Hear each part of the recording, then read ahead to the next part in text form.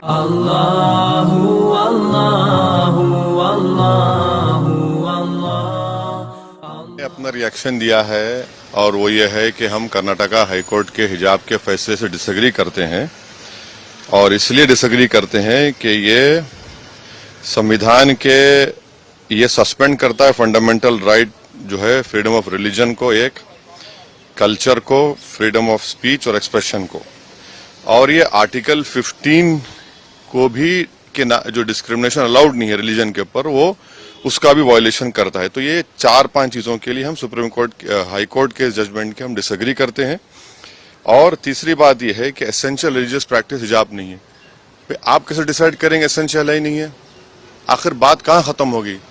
मस्जिद की बात हुई तो आपने कहा मस्जिद एसेंशियल नहीं है, दाढ़ी की बात हुई आपने कहा दाढ़ी एसेंशियल नहीं है, अब आप बोल हिजाब नहीं है।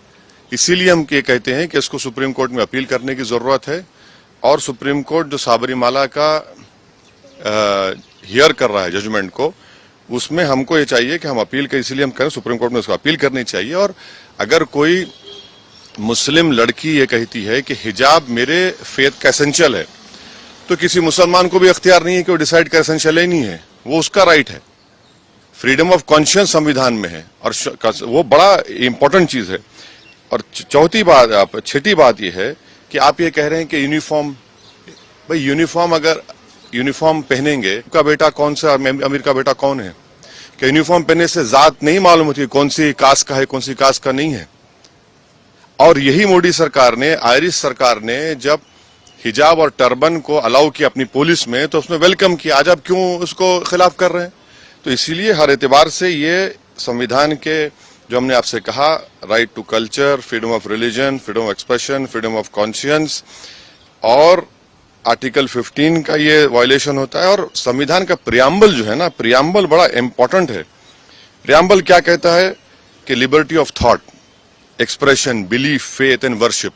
तो ये सब चीजें इसलिए उम्मीद करते हैं कि सुप्रीम कोर्ट में इसको अपील किया जाए। हमारे एक MIM पार्टी के नेता हैं जो कर्नाटका के, उन्हें भी पिटिशनर हैं, हमारी उनसे बात होगी, हम उनसे भी कहेंगे सुप्रीम कोर्ट में अपील करें। और इसका एक और जो नेगेटिव इम्पैक्ट होगा, आप देखेंगे कि मुस्लिम महिलाओं पर टारगेटिंग होगी उनकी जगह जगह पर। अरे भाई, अगर कोई स्कूल को जाकर पहन रहा है, क्या उसमें बुराई है? इंग्लैंड में क्रिश्चियन स्कूल्स में, इंग्लैंड में उनके स्कूल में अलाउड है कि आप वही ड्रेस यूनिफॉर्म पहने और वही ड्रेस का कलर का हिजाब भी पहने। बने हुए नियम किस लिए होंगे? आप सिर्फ मुझे ही कह रहे हिजाब मत पहनो?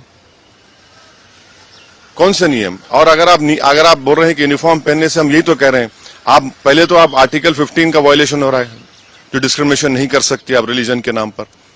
और यूनिफॉर्म में पहनूंगा तो क्या जात नहीं मालूम होगी, कास्ट नहीं मालूम होगी, गरीब अमीर का बेटा या बेटी है नहीं मालूम होगा?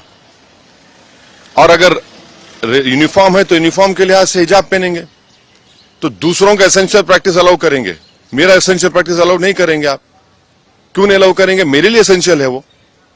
और आप ये कह रहे हैं कि या तो तुम पढ़ो या तुम हिजाब छोड़ो। अरे भैया, कैसे होगा? संविधान में मुझे इजाजत है कि मैं फ्रीडम ऑफ कॉन्शियंस के तहत अपना हिजाब भी पहनूं और शिक्षा भी हासिल करूं, इससे देश मजबूत होगा। बकवास है, बकवास है, झूठ बोल रहे हैं। भारत में 3 स्टेट्स हैं, तेलंगाना, कर्नाटका और एक स्टेट है, जहां पर मुस्लिम बच्चियां हिंदू बेटियों के बराबर स्कूल में पढ़ रही हैं।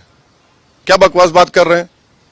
उससे क्या हासिल होगा? मॉडर्निटी की निशानी यह है कि हिजाब ना पहने।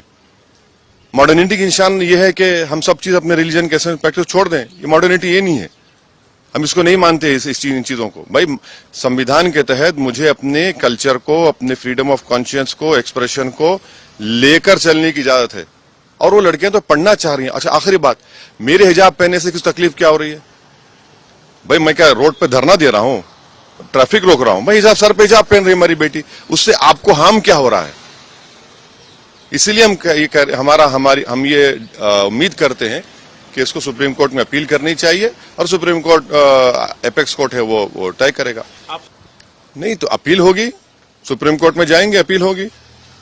संविधान, हम तो ये कह रहे हैं ना कि ये जजमेंट से हम डिसएग्री इसलिए करते हैं कि ये संविधान के फंडामेंटल राइट्स को सस्पेंड करता है।